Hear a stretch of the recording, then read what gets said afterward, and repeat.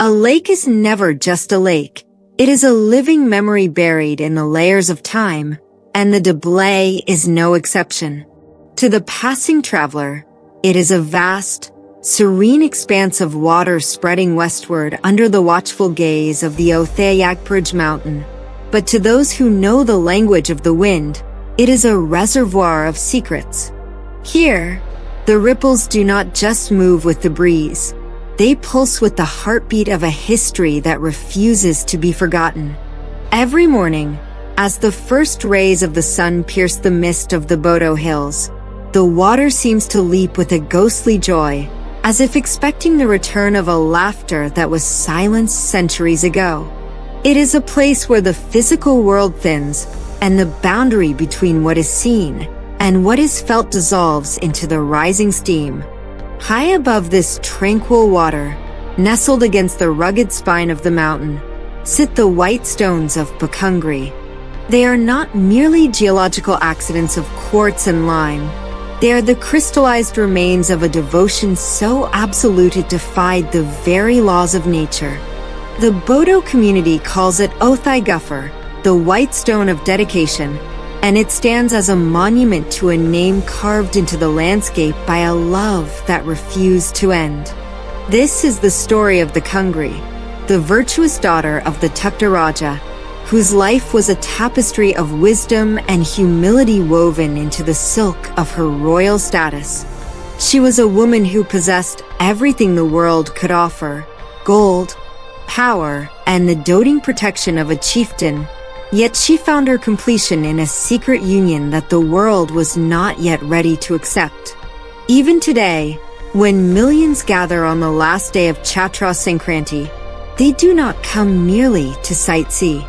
They come to offer milk to the unyielding stone, a ritual born of a faith that still breathes in every heart.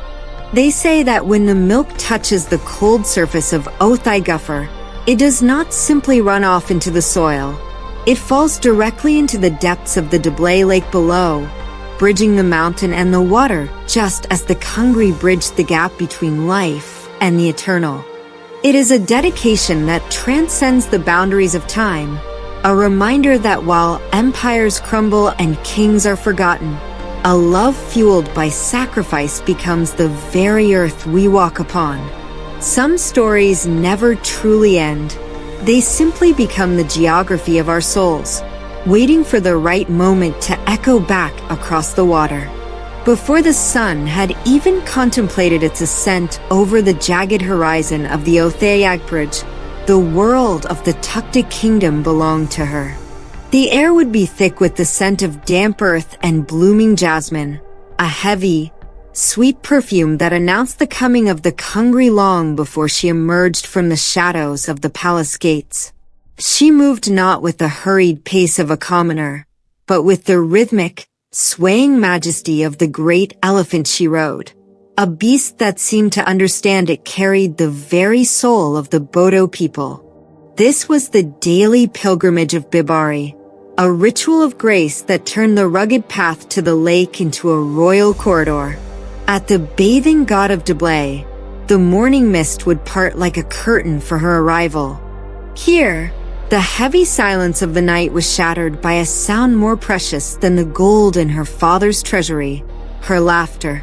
It was a bright, cascading melody that echoed off the white stones, a sound so infectious that the local elders swore the water itself leaped in response.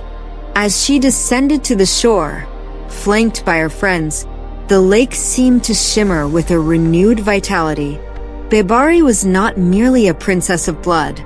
She was a living embodiment of the land's virtue, wise beyond her years, yet possessed of a humility that made the poorest laborer feel seen. To look upon her was to see a woman who lacked for nothing. Her father, the Tukda Raja, ruled with a hand that was both firm and generous, ensuring that his daughter walked in the shadow of absolute glory. He would often watch her from the heights of the terrace, his heart swelling with a pride that bordered on worship. "My daughter," he would ask, his voice softened by an affection he showed no other, Is there anything in this world your heart desires? Do you lack even the smallest comfort? And every morning, with a smile that mirrored the rising sun, she would offer the same steady reply. No, Father. With everything you have given me, I am complete. In those golden hours by the ghat, she appeared as a creature of pure light, unburdened by the complexities of the crown or the weight of the future. The kingdom saw a girl who had everything: security, beauty, and an inheritance that stretched as far as the eye could see. Yet, as she dipped her hands into the cool, dark waters of the Diblai, there was a quiet depth in her eyes that spoke of a secret completion, a fulfillment that did not come from her father's wealth or the ivory of her mount. She was the jewel of the Bodo community, a princess of peace standing at the edge of a destiny she had already begun to weave in the silence of her heart. The prestige of the Tukda Raja was not measured by the reach of his borders or the weight of the tributes paid to his throne, but by the quiet radiance of the daughter who walked beside him. Bibari was the heartbeat of the household, a woman whose beauty was whispered about in distant markets, yet it was her wisdom that truly commanded the room. She possessed a rare, grounding stillness, a humility that allowed her to sit among the weavers and the field hands with the same effortless dignity she showed to visiting dignitaries. To the Bodo community, she was more than a successor to the chieftain. She was the living proof that power could be tempered by grace, and that the highest status was best worn with the lightest touch. Within the high-walled courts of the palace, the Raja watched her with a devotion that bordered on the sacred. To him, she was the culmination of his life's work, the single flower that justified the thorns of his political battles. He took a visceral pleasure in surrounding her with the finest silks of the region and the most intricate silver ornaments, yet he noticed that she wore them as if they were mere shadows of her own spirit. One evening, as the orange glow of the setting sun bathed the courtyard in a regal bronze, the Raja turned to her, his voice heavy with the protective instinct of a lion. "My daughter," he said, gesturing to the sprawling wealth of the estate and the servants who moved silently at her beck and call, "tell me truly if there is a void I have not filled. Is there a jewel you crave, a land you wish to see, or a comfort I have overlooked? Do you lack anything in this life I have built for you?"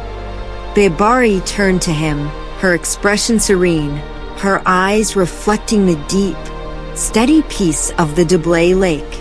There was no hesitation in her posture, no flickering of greed or hidden longing for the material world. She reached out, placing a hand on her father's arm, a gesture that bridged the gap between a powerful ruler and his child. "No, Father," she replied, her voice a soft but firm anchor in the quiet air. "With everything you have given me, with the love of our people and the strength of this house, I am complete." In that moment, she seemed to embody the very essence of the Khungri, a spirit so settled in its own virtue that the external world could neither add to nor subtract from her worth. The Raja smiled, satisfied that his jewel was secure, unaware that the completion she spoke of was already rooted in a secret love that wealth could never buy and no palace wall could ever truly contain. Beyond the watchful eyes of the palace guards and the heavy expectations of the Tukda Raja, a different world breathed in the velvet shadows of the Bodo forests. It was here that two hearts, forged from the same ancient fire, found their rhythmic alignment. Sterling was not merely a companion to her spirit. He was the mirror in which Bibari truly saw herself. Their connection bypassed the shallow waters of mere infatuation, plunging instead into the depths of a profound dedication. They were two souls who seemed to have navigated the currents of time just to find this singular point of intersection, where his Western strength met her Eastern grace in a silent, perfect harmony. To the world, she was the solitary jewel of the kingdom, but in the sanctuary of their shared glances, she was a woman fully known and fiercely cherished. Their love was an altar they built in secret, away from the politics of chieftains and the prying curiosity of the court. It was a bond strengthened by the quiet understanding that their union belonged only to them, a sacred space where the titles of millionaire and Khungri dissolved into the simple, raw reality of being man and wife. In a hushed ceremony, witnessed only by the ancient trees and the stars that hung like lanterns over the Diblai, they bound their lives together. There were no royal trumpets or public feasts, only the soft exchange of vows that carried the weight of an eternal covenant. The days that followed were draped in the golden light of a hidden blessing. Time seemed to stretch and soften, accommodating the stolen moments they shared by the water's edge or beneath the canopy of the sacred groves. Every touch was a prayer, and every shared silence was a testament to a peace that the Raja's treasury could never purchase. Bibari moved through her public duties with a new, radiant glow, a secret song hummed in her heart that made the burdens of the crown feel like feathers. They lived within the fragile beauty of this stolen paradise, anchored by the conviction that as long as they had one another, the world outside could never truly touch them. It was a season of profound contentment, a quiet symphony of two lives becoming one, played out in the blissful, shadowed corners of a kingdom that believed its princess was still waiting to be claimed. The season of their secret union was a long, unbroken stretch of amber sunlight, where every hour felt like a gift carefully unwrapped. In the quiet pockets of the kingdom, away from the heavy architecture of duty, Bibari and Sterling lived a life that felt separate from the march of history. Their happiness was not a loud, boisterous thing, but a steady hum, a shared breath between two people who had found their equilibrium. They moved through the world with the lightness of those who hold a precious secret, a hidden fire that kept the chill of the outside world at bay. For a time, it seemed as though the universe itself had conspired to protect them, holding the winds of change at a standstill so that they might linger in the grace of their devotion. The days flowed into one another like the calm waters of the Diblai, rhythmic and predictable in their beauty. They watched the twins, Bibari and Bilwi, grow in the dappled shade of the forest, their laughter a new melody that harmonized with the ancient rustle of the leaves. In these moments, Sterling's Western world of cold logic and hard currency felt like a fading dream, replaced by the visceral, spiritual reality of the Bodo soil. Bibari felt the completion she had once promised her father, but it was now anchored in the flesh and blood of her husband and children. They were very happy, existing in a sanctuary built of stolen glances and whispered promises, believing, as the happy often do, that the walls of their love were thick enough to keep the shadows out. But time is a river that knows no permanent banks, and the stillness of the lake is often a precursor to the storm. Beneath the surface of their idyllic peace, the gears of the world continued to grind, indifferent to the sanctity of their hidden home. Happiness and sorrow are not separate territories, but two aspects of a single, shifting landscape, changing without warning like the sudden arrival of a monsoon that swallows the sun. Even as Bibari leaned into the warmth of Sterling's presence, the air began to sharpen with a coldness that did not belong to the season. The first tremors of unrest were felt not in the palace, but in the gut, a heavy, intuitive dread that the golden age was beginning to fray at the edges. The horizon, once clear and inviting, was now gathering the dust of distant hoofbeats, a silent signal that the period of grace was drawing to its inevitable, violent close. The tranquil horizon that had once promised only the steady rhythm of the seasons suddenly curdled with the dark smoke of a distant fire. The peace of the Tukda kingdom, long thought to be an immutable law of the land, was shattered as word reached the palace. Enemies from the west had breached the borders. They came not like a rising tide, but like a sudden, jagged fracture in the earth, bringing with them a hunger for conquest that cared nothing for the sanctity of the Bodo soil. In an instant, the air turned heavy with the scent of iron and ash, and the songs of the forest were drowned out by the urgent, rhythmic beat of the war drums. The time for secret whispers and hidden joys had ended. The motherland was calling, and its cry was a command that no man of honor could ignore. For Sterling, the choice was as swift as it was agonizing. Though he was a man of a different world, his heart had become deeply rooted in the dust and the dreams of his wife's people. He looked upon the peaceful life they had built, the twins playing in the shadows of the ancient trees, the quiet grace of Bibari, and knew that he could not remain a spectator to its destruction. Protecting this land was no longer just a duty of the crown. It was the first and only duty of a husband who had found his soul within its borders. There were no long farewells, for the urgency of the threat allowed no room for the luxury of grief. With a final, lingering press of his hand against Bibari's, he turned his back on the sanctuary of the lake and mounted his horse, his modern silhouette merging with the traditional warriors of the Tukda Raja. As he rode toward the frontier, the world dissolved into a cacophony of dust, noise, and the terrifying clashing of steel. The serene landscape was swallowed by the chaos of the front lines, where the air was a thick curtain of grit and the ground trembled under the weight of advancing armies. Sterling moved through the heart of the storm, his mind anchored to the memory of the Khungri and the quiet stillness of the Diblai, even as the screams of the dying and the thunder of the charge filled his ears. The battle was a relentless machine of noise and movement, a place where individual identity was lost to the singular, desperate struggle for survival.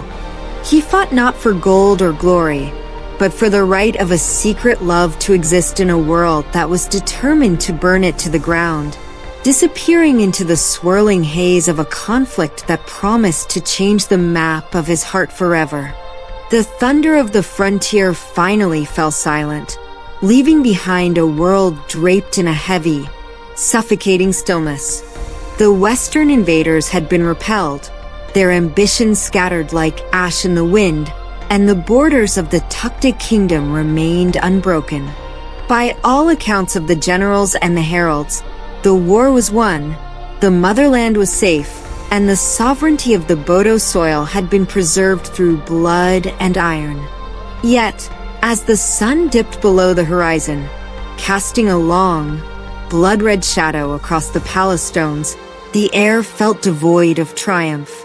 Every victory, no matter how righteous, carries within it the seeds of a profound defeat for someone left behind, and the cost of this peace was written in the sudden, terrifying silence that followed the retreating armies. Bibari stood upon the terrace, her gaze fixed on the road that wound through the valley, waiting for the one silhouette that would make the victory real.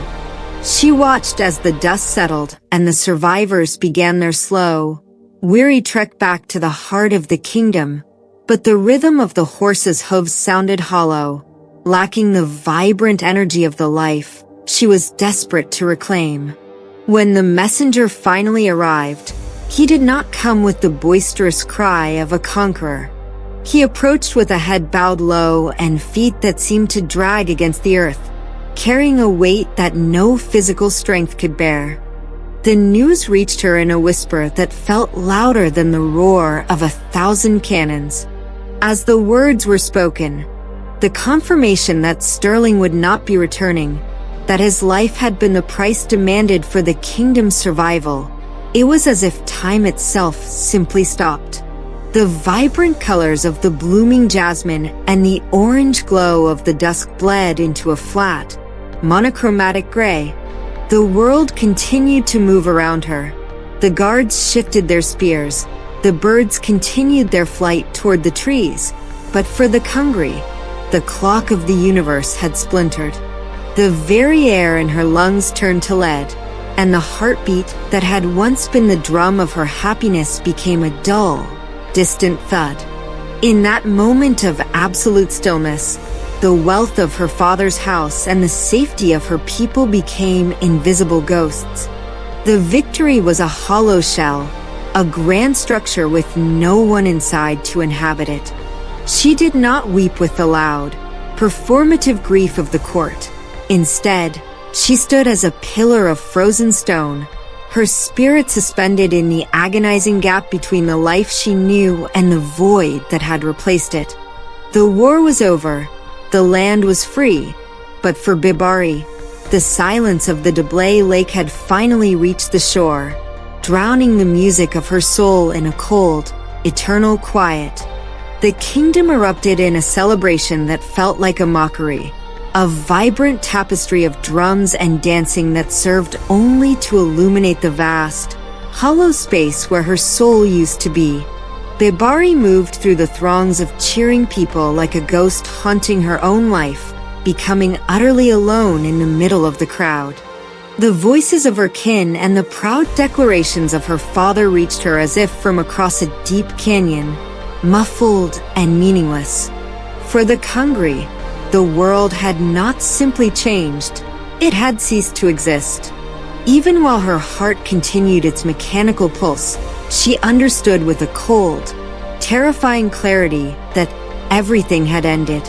The air she breathed was stale, the sunlight was devoid of warmth, and the palace that had once been her sanctuary now felt like a gilded cage built over a tomb.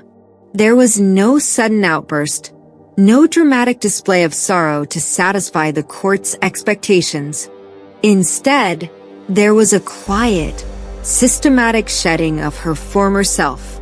In the solitude of her chambers, she began to strip away the identity the world had imposed upon her. One by one, she removed the heavy gold bangles that whispered of her father's status. She unfastened the intricate silver necklaces that had once sparkled during the lakeside mornings, letting them fall to the floor with a dull, final thud. Every ornament, every symbol of the wealth that Sterling's millions could never replace, was cast aside until she stood unburdened by the weight of the Tukda glory. She was no longer a princess, nor a daughter of a chieftain.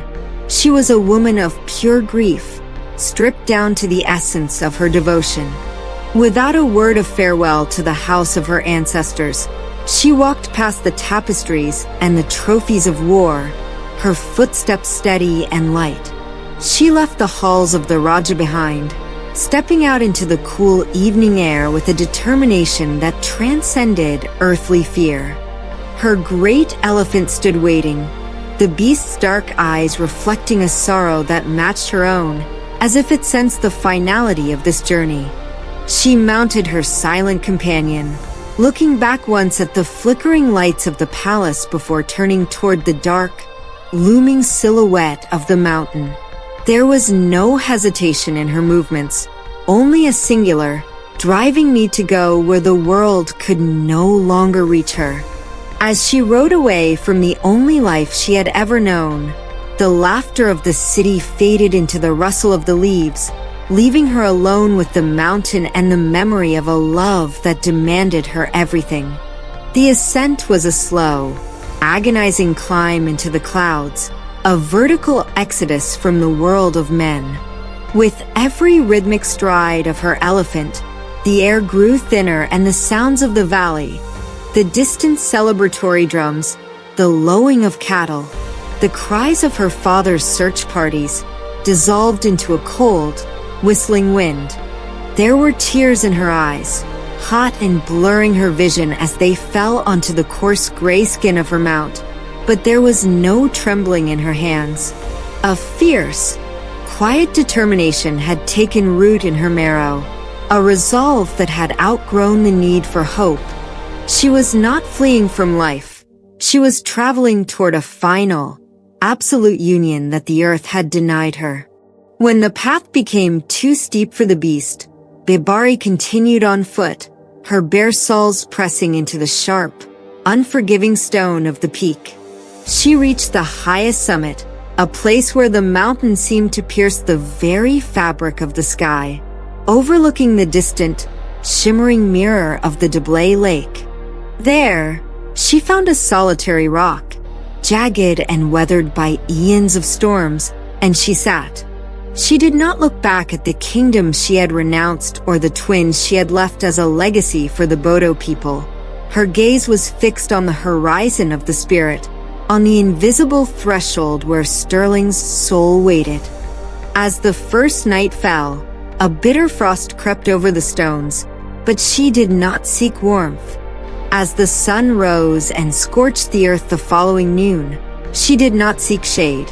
She gave up water, allowing her throat to parch until it was as dry as the mountain dust. She gave up food, her body becoming a hollow vessel as the physical hunger was consumed by a much deeper, spiritual starvation. She gave up everything, her name, her status, her future, and the very instinct of survival. She sat in a state of profound, unmoving meditation, her breath slowing until it matched the ancient pulse of the mountain itself. She was shedding the last remnants of her mortality, turning her back on the temporary comforts of the living to become a permanent part of the landscape. In that silence, she was no longer a woman waiting for death. She was a heart becoming a monument, a soul refining itself into a single, eternal act of dedication. The dawn of Chaitra Sankranti broke over the Khungri heights not with a burst of heat, but with a clarity that seemed to vibrate through the very marrow of the mountain. Bibari remained motionless, a silhouette of absolute stillness against the awakening sky.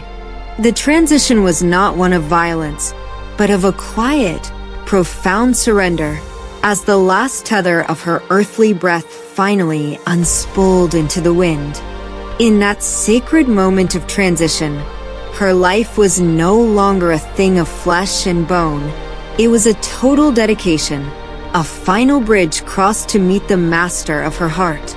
As her spirit departed, the jagged rock upon which she sat underwent a miraculous sea change, shedding its gray, weathered skin to become a pure, brilliant white. It was as if the intensity of her devotion had bleached the very minerals of the earth, leaving behind a monument that the sun could never dim. Only that stone remained, Othai Guphur, the white stone of the dedicated virgin, standing as a silent sentinel over the valley she had once blessed with her laughter. The physical form of the Khungri was gone, but her presence became the bedrock of the land. Centuries have flowed past like the waters of the Diblai, yet the legacy of her sacrifice remains as unyielding as the peak itself. Even today, as the wheel of the year turns toward the heat of April, millions of pilgrims make the arduous climb. They come from the furthest corners of the Bodo heartland to offer milk upon the stone surface, a ritual that defies logic and embraces the divine. They say that the milk does not pool or vanish. It disappears into the pores of the white rock, falling through the hidden veins of the mountain to emerge directly in the depths of the lake below, a perpetual communion between the heights and the hollows. This is the enduring truth of Othai Guphur Khungri. It is not just a story to be told, but a faith that still breathes in every heart that has ever known the ache of loss. It is a love that refused to be buried, a dedication that transcended the narrow boundaries of time to become the very geography of the soul. The world of the Tukda Raja has faded into the mist of legend, and the wars of the past have been overwritten by the commerce of the present, but the mountain does not forget. Some stories never truly end. They simply shed the fragility of words and become history, standing among us for ages, as steady and eternal as a white stone against the sky.